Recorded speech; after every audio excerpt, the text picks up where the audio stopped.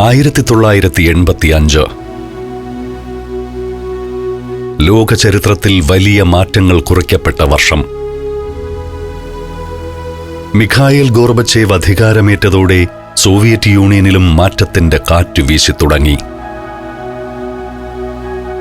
Glasnost, perestroika എന്നിങ്ങനെ വിളിക്കപ്പെട്ട പരിഷ്കാരങ്ങൾ ഒരു വമ്പൻ രാഷ്ട്രത്തിന്റെ അടിത്തറയിൽ വിള്ളലുകൾ വീഴ്ത്തുന്നത് ലോകം അത്ഭുതത്തോടെ കണ്ടു.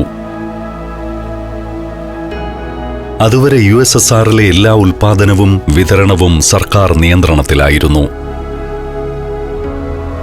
എന്നാൽ പെരിസ്ട്രോയിക്കയിലൂടെ സ്വകാര്യ സംരംഭങ്ങൾക്കും വിപണി സ്വാതന്ത്ര്യത്തിനും ഗോർബച്ചേവ് അനുമതി നൽകി.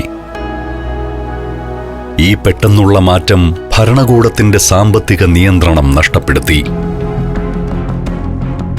സാധനങ്ങളുടെ വില കുതിച്ചുയരുകയും കടകളിൽ നിത്യോപയോഗ സാധനങ്ങൾക്ക് കടുത്ത ക്ഷാമം അനുഭവപ്പെടുകയും ചെയ്തു. ഇത് സാധാരണ ജനങ്ങൾക്കിടയിൽ വലിയ അതൃപ്തിയുണ്ടാക്കി. ഗ്ലാസ്നോസ്റ്റ് എന്ന പരിഷ്കാരത്തിലൂടെ കമ്മ്യൂണിസ്റ്റ് ഭരണകൂടത്തിന്റെ രഹസ്യ സ്വഭാവം അവസാനിച്ചു. ജനങ്ങൾക്ക് സർക്കാരിനെ വിമർശിക്കാനുള്ള അധികാരം ലഭിക്കുകയും ചെയ്തു. പതിറ്റാണ്ടുകളായി ഭയത്തിന്റെ നിഴലിൽ ജീവിച്ചിരുന്ന ജനങ്ങൾക്ക് ഈ സ്വാതന്ത്ര്യം വലിയ ആയുധമായി. സ്റ്റാലിന്റെ കാലത്തെ ക്രൂരതകളും ഭരണകൂടത്തിന്റെ അഴിമതികളും ജനങ്ങൾ പരസ്യമായി ചർച്ച ചെയ്തു തുടങ്ങി. പത്രങ്ങളും മാധ്യമങ്ങളും സർക്കാരിനെതിരെ ആഞ്ഞടിച്ചു. ആളുകൾ ഭയമില്ലാതെ സംസാരിക്കാൻ തുടങ്ങിയതോടെ കമ്മ്യൂണിസ്റ്റ് പാർട്ടിയുടെ അപ്രമാദിത്വം തകർന്നു തുടങ്ങി. എന്നാൽ ശീതയുദ്ധത്തിന്റെ നിഴലുകൾ അപ്പോഴും ലോകത്തിനു മേൽ കരിനിഴൽ വീഴ്ത്തിയിരുന്നു. ആ വർഷം ഓഗസ്റ്റിൽ ലെനിൻഗ്രാഡിൽ നിന്നും KGB മേജറായ വ്ളാഡിമിർ പുടിൻ ജർമ്മനിയിലെ ഡ്രസ്ഡനിലേക്ക് വിമാനം കയറി. ഭാര്യ ലുഡ്മിലയും 1.5 മാസം പ്രായമുള്ള മകൾ മരിയയും അദ്ദേഹത്തിനൊപ്പമുണ്ടായിരുന്നു. പുറമേ നോക്കിയാൽ ഡ്രസ്ഡനിലെ ഹൗസ് ഓഫ് ഫ്രണ്ട്ഷിപ്പ് എന്ന സാംസ്കാരിക കേന്ദ്രത്തിന്റെ ഡയറക്ടറായിരുന്നു അദ്ദേഹം. പക്ഷേ KGBയുടെ വിദേശ രഹസ്യാന്വേഷണ വിഭാഗത്തിലെ മികച്ച ഉദ്യോഗസ്ഥനായ പുടിൻ അവിടെ നിഗൂഢമായ ചില ചാരപ്രവർത്തനങ്ങൾക്ക് ചുക്കാൻ പിടിക്കുകയായിരുന്നു. പടിഞ്ഞാറൻ ജർമ്മനിയിലെ സാങ്കേതിക വിദ്യകൾ ചോർത്തുക, നാറ്റോ സഖ്യത്തിന്റെ നീക്കങ്ങൾ നിരീക്ഷിക്കുക, പടിഞ്ഞാറൻ രാജ്യങ്ങളിലെ രഹസ്യങ്ങൾ കൈമാറാൻ തയ്യാറുള്ള ഏജന്റുമാരെ കണ്ടെത്തുക എന്നിവയായിരുന്നു പുടിന്റെ പ്രധാന ദൗത്യങ്ങൾ. ഡ്രസ്ഡൻ ഒരു വ്യാവസായിക കേന്ദ്രമായതുകൊണ്ട് തന്നെ പടിഞ്ഞാറൻ ജർമ്മനിയിലെ ശാസ്ത്ര രഹസ്യങ്ങൾ കൈക്കലാക്കാൻ ഏറ്റവും അനുയോജ്യമായ ഇടത്താവളമായി സോവിയറ്റ് യൂണിയൻ കണ്ടത് ആ നഗരത്തെയാണ്. എന്നാൽ ആ ദൗത്യം അത്ര എളുപ്പമായിരുന്നില്ല. കിഴക്കൻ ജർമ്മനിയിലെ രാഷ്ട്രീയ സാഹചര്യങ്ങൾ കലുഷിതമായി കൊണ്ടിരിക്കുന്ന കാലമാണ്. 2 കമ്മ്യൂണിസ്റ്റ് ശക്തികൾക്കിടയിലെ വിചിത്രമായ ഒരു പോരാട്ടത്തിന് പുടിൻ സാക്ഷിയായി. ചരിത്രത്തിൽ സമാനതകളില്ലാത്ത ഒരു രാഷ്ട്രീയ വടംവലിയായിരുന്നു അത്. ഒരു വശത്ത് സ്വന്തം രാജ്യമായ സോവിയറ്റ് യൂണിയന്റെ അമരത്ത് മിഖായേൽ ഗോർബച്ചേവ് മാറ്റത്തിന്റെ വിപ്ലവം നയിക്കുന്നു. മറുഭാഗത്ത് പുടിൻ ജോലി ചെയ്തിരുന്ന കിഴക്കൻ ജർമ്മനിയുടെ ഭരണാധികാരി എറിക് ഹോനെക്കർ ഇതിനെ പുച്ഛത്തോടെ നോക്കിക്കാണുന്നു. കടുത്ത കമ്മ്യൂണിസ്റ്റ് നയങ്ങളിൽ ഉറച്ചുനിന്ന ഹോനെക്കർ മോസ്കോയിൽ നിന്നുള്ള ഈ മാറ്റത്തിന്റെ കാറ്റിനെ ജർമ്മൻ മണ്ണിൽ തടഞ്ഞു നിർത്താൻ കിണഞ്ഞു പരിശ്രമിച്ചു. ഈ വൈരുദ്ധ്യങ്ങൾക്കിടയിലൂടെ ഒരു നൂൽപാലത്തിലൂടെ എന്ന പോലെ വേണമായിരുന്നു പുടിന് ചാരപ്പണി നടത്താൻ. സോവിയറ്റ് ഓഫീസർ എന്ന നിലയിൽ പുടിന് ഗോർബച്ചേവിന്റെ ഉത്തരവുകൾ പാലിക്കേണ്ടതുണ്ട്. എന്നാൽ തന്റെ പ്രവർത്തനങ്ങൾക്കായി അദ്ദേഹത്തിന് ആശ്രയിക്കേണ്ടി വന്നത് ഹോനെക്കറുടെ കീഴിലുള്ള കിഴക്കൻ ജർമ്മൻ രഹസ്യ പോലീസായ സ്റ്റാസിയെ ആയിരുന്നു. പടിഞ്ഞാറൻ രാജ്യങ്ങളിൽ നിന്ന് ശേഖരിക്കുന്ന അതീവ രഹസ്യങ്ങൾ മോസ്കോയ്ക്ക് കൈമാറുമ്പോൾ അത് സോവിയറ്റ് യൂണിയനിലെ പുതിയ പരിഷ്കർത്താക്കൾ എങ്ങനെ ഉപയോഗിക്കുമെന്ന കാര്യത്തിൽ പുടിന് ആശങ്കയുണ്ടായിരുന്നു. ഈ രാഷ്ട്രീയ വടംവലികൾക്കിടയിലും പുടിൻ തന്റെ പ്രൊഫഷണലിസം കൈവിട്ടില്ല.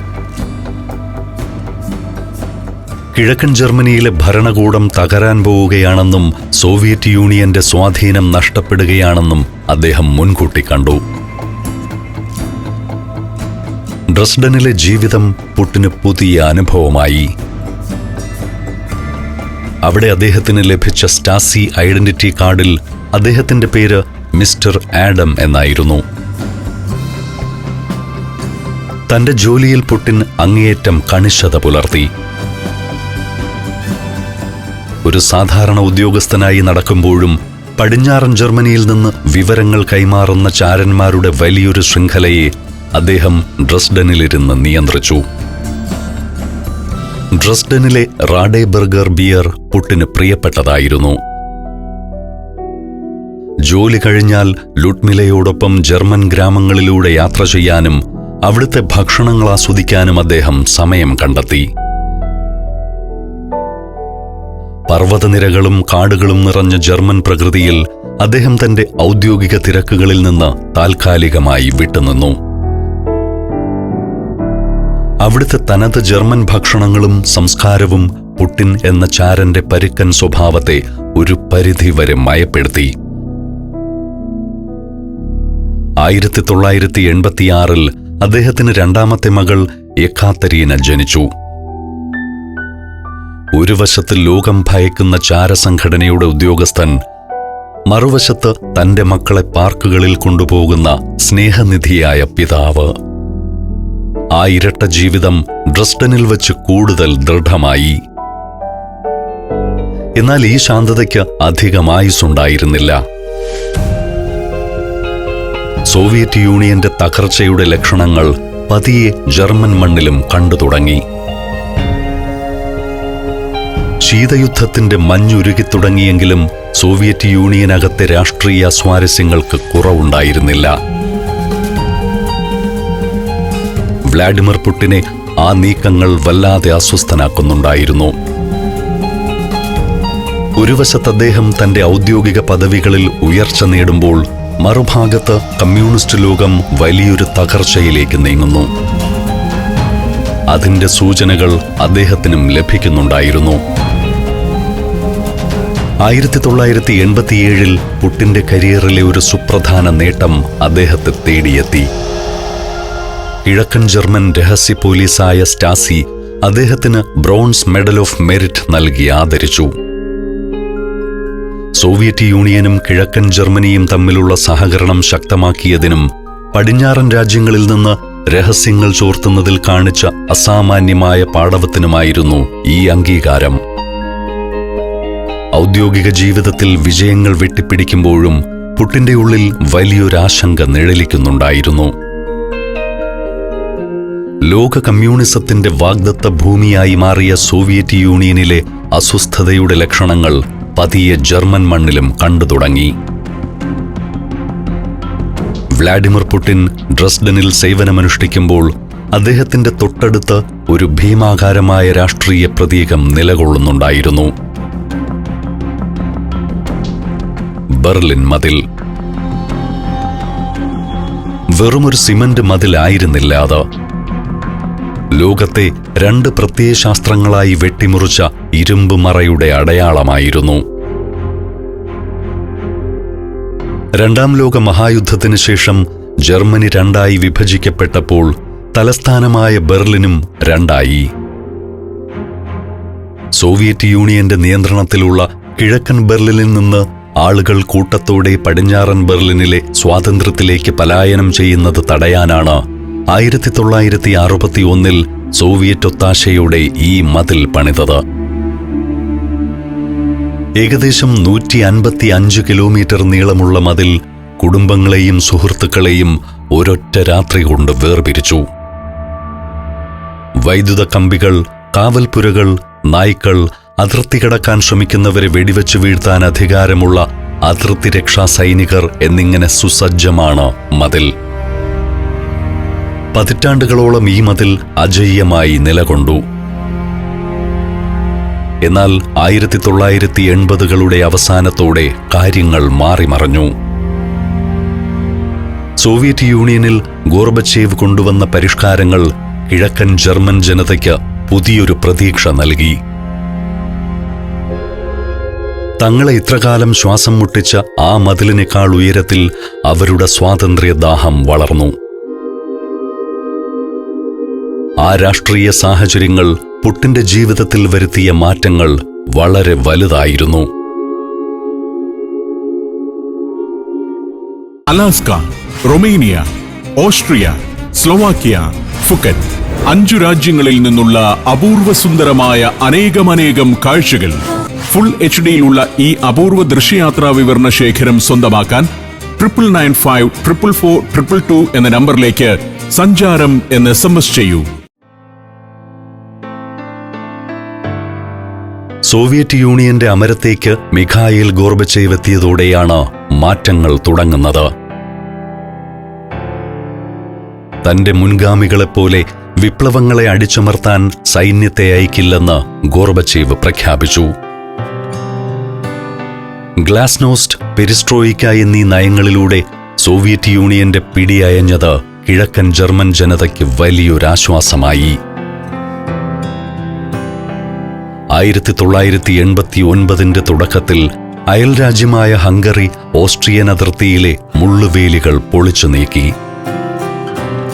ഇതോടെ കിഴക്കൻ ജർമ്മനിയിൽ നിന്ന് 10,000-കണക്കിന് ആളുകൾ ഹംഗറി വഴി പടിഞ്ഞാറൻ ജർമ്മനിയിലേക്ക് കടന്നു തുടങ്ങി.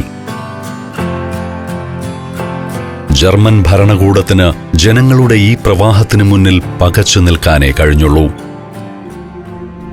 കിഴക്കൻ ജർമ്മനിയിലെ ലൈപ്സിഗ് നഗരത്തിൽ ഓരോ തിങ്കളാഴ്ചയും ജനങ്ങൾ തെരുവിലിറങ്ങി. ഞങ്ങളാണ് ജനങ്ങൾ എന്ന മുദ്രാവാക്യം മുഴക്കി. ഒടുവിൽ കമ്മ്യൂണിസ്റ്റ് ഭരണാധികാരിയായിരുന്ന എറിക് ഹോനെക്കർക്ക് സ്ഥാനമൊഴിയേണ്ടി വന്നു. പക്ഷേ പുതിയ ഭരണകൂടത്തിനും ജനങ്ങളുടെ പ്രതിഷേധങ്ങളെ പിടിച്ചുകെട്ടാൻ കഴിഞ്ഞില്ല. പക്ഷേ 1989 നവംബർ 9 വൈകുന്നേരം നടന്ന ഒരു പത്രസമ്മേളനമാണ് മതിലിന്റെ അന്ത്യം കുറിച്ചത്. കിഴക്കൻ ജർമ്മൻ ഉദ്യോഗസ്ഥനായ ഗുന്തർ ഷാബോവ്സ്കി പുതിയ യാത്രാ നിയമങ്ങളെക്കുറിച്ച് സംസാരിക്കുകയായിരുന്നു. അബദ്ധവശാൽ അദ്ദേഹം പ്രഖ്യാപിച്ചു, ഇനി മുതൽ പൗരന്മാർക്ക് അതിർത്തി കടന്ന് പടിഞ്ഞാറൻ ജർമ്മനിയിലേക്ക് പോകാം. ഈ വാർത്ത കാട്ടുതീ പോലെ പടർന്നു. മിനിറ്റുകൾക്കുള്ളിൽ 10,000-കണക്കിന് ആളുകൾ അതിർത്തിയിലെ ചെക്ക് പോയിന്റുകളിലേക്ക് ഇരച്ചെത്തി. എന്തു ചെയ്യണമെന്നറിയാതെ പകച്ചുനിന്ന കാവൽ ഭടന്മാർക്ക് ഗേറ്റുകൾ തുറന്നുകൊടുക്കേണ്ടി വന്നു. 28 വർഷത്തെ കാത്തിരിപ്പിന് ശേഷം ബെർലിൻ മതിലിനപ്പുറത്തെത്തിയ മനുഷ്യർ പരസ്പരം കെട്ടിപ്പിടിച്ചു കരഞ്ഞു. മതിലിന് മുകളിൽ കയറിയ ആളുകൾ നൃത്തം ചെയ്തു. ഇതേസമയം 150 കിലോമീറ്റർ അകലെയുള്ള ഡ്രസ്ഡനിലെ അപ്പാർട്ട്മെന്റിലിരുന്ന് വ്ളാഡിമിർ പുടിൻ ഈ വാർത്ത അറിയുന്നുണ്ടായിരുന്നു. തന്റെ കൺമുന്നിൽ ഒരു സാമ്രാജ്യം തകർന്നു വീഴുന്നത് അദ്ദേഹം നിസ്സഹായനായി നോക്കി നിന്നു. 1989 ഡിസംബർ 5 ബെർലിൻ മതിൽ തകർന്ന് കൃത്യം 1 മാസം തികയുന്ന ദിനം. കിഴക്കൻ ജർമ്മനിയിലെ ഡ്രസ്ഡൻ നഗരം യുദ്ധക്കളത്തിന് സമാനമായി മാറി. ജനക്കൂട്ടം തെരുവിലിറങ്ങി. അവരുടെ ലക്ഷ്യം മറ്റൊന്നുമല്ലായിരുന്നു. 40 വർഷക്കാലം തങ്ങളെ ശ്വാസം മുട്ടിച്ച ജനങ്ങളുടെ ഓരോ ചലനങ്ങളെയും രഹസ്യമായി നിരീക്ഷിച്ച കിഴക്കൻ ജർമ്മൻ രഹസ്യ പോലീസിന്റെ ആസ്ഥാനം. ലോകത്തിലെ തന്നെ ഏറ്റവും ക്രൂരമായ ചാരസംഘടനയായി അറിയപ്പെട്ടിരുന്ന സ്റ്റാസിയുടെ ആസ്ഥാനം. കിഴക്കൻ ജർമ്മനിയിലെ ഓരോ പൗരനും ഒരു സ്റ്റാസി ഏജന്റിന്റെ നിരീക്ഷണത്തിലായിരുന്നു എന്ന് പറയാം. ലക്ഷക്കണക്കിന് ആളുകളുടെ വ്യക്തിഗത വിവരങ്ങളടങ്ങിയ ഫയലുകൾ സ്റ്റാസി ഓഫീസിനുള്ളിലുണ്ടായിരുന്നു.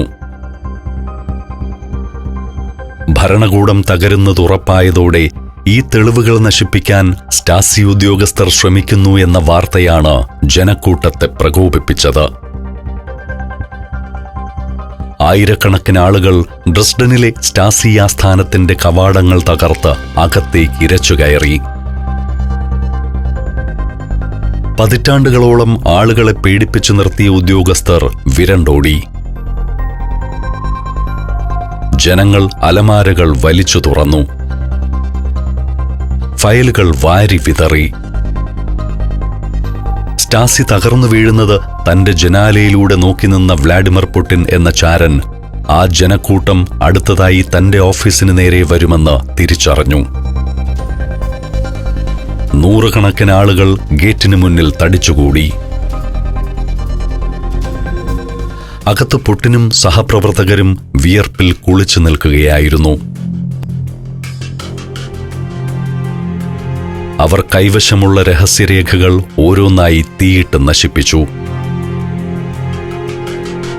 ചാരന്മാരുടെ പേരുകൾ, ഓപ്പറേഷൻ വിവരങ്ങൾ എല്ലാം ചാരമായി മാറണം. പക്ഷേ ആയുധങ്ങളുമായി പാഞ്ഞെടുക്കുന്ന ആയിരങ്ങൾക്ക് മുന്നിൽ വിരലിലെണ്ണാവുന്ന സോവിയറ്റ് ഉദ്യോഗസ്ഥർക്ക് പിടിച്ചു നിൽക്കാനാകില്ലെന്ന സത്യം അദ്ദേഹത്തെ അസ്വസ്ഥനാക്കി. പക്ഷേ ആർത്തിരമ്പി വരുന്ന ആൾക്കൂട്ടത്തിന് മുന്നിൽ ഭയന്നു നിൽക്കാൻ പുടിൻ എന്ന സോവിയറ്റ് ചാരന് കഴിയുമായിരുന്നില്ല. പുടിൻ തന്റെ പിസ്റ്റളുമായി തനിച്ച് കെട്ടിടത്തിന്റെ ഗേറ്റിലേക്ക് നടന്നു ചെന്നു. ആയിരക്കണക്കിന് ആളുകൾക്ക് മുന്നിൽ നെഞ്ചുവിരിച്ചു നിന്നുകൊണ്ട് അദ്ദേഹം ജർമ്മൻ ഭാഷയിൽ ഉറച്ച സ്വരത്തിൽ പറഞ്ഞു, "ഇതൊരു സോവിയറ്റ് സൈനിക ഓഫീസാണ്. ഇതിനകത്ത് ആയുധങ്ങളുണ്ട്. അതിക്രമിച്ചു കടക്കാൻ ശ്രമിക്കുന്നവർക്ക് നേരെ വെടിവെക്കാൻ ഞാൻ ഉത്തരവ് നൽകിയിട്ടുണ്ട്. നിങ്ങൾ ഇനി മുന്നോട്ട് കടക്കുകയാണെങ്കിൽ മരണമായിരിക്കും ശിക്ഷ." വലിയൊരാൾക്കൂട്ടത്തിനു മുന്നിലേക്ക് ഒറ്റയ്ക്കിറങ്ങി വന്ന് അത്രയും പറയാൻ ആ ചെറിയ മനുഷ്യൻ കാണിച്ച ധൈര്യം തള്ളിക്കളയാൻ പ്രക്ഷോഭകാരികൾക്ക് കഴിയുമായിരുന്നില്ല. അവർ ഭയന്നു. അയാളുടെ ആത്മവിശ്വാസത്തിനു മുന്നിൽ ആ ജനക്കൂട്ടം പതറിപ്പോയി. പുടിന്റെ വാക്കുകളിലെ ഗൗരവം തിരിച്ചറിഞ്ഞ അവർ പതിയെ അവിടെ നിന്ന് പിൻവാങ്ങി. രക്തച്ചൊരിച്ചിലില്ലാതെ തന്റെ ഓഫീസിനെയും സഹപ്രവർത്തകരെയും സംരക്ഷിക്കാൻ അന്ന് പുടിന് കഴിഞ്ഞു.